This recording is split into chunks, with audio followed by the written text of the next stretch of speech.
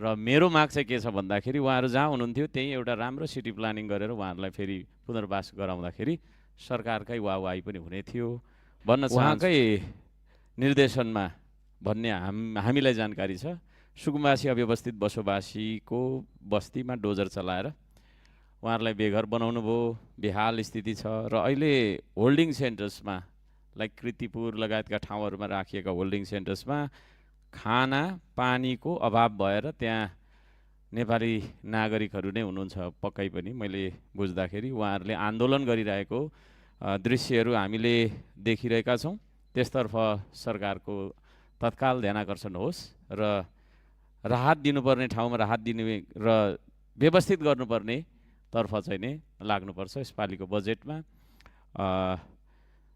सहर व्यवस्थापन लगायतका विषयहरूमा बजेट छुटिएको देखिन्छ।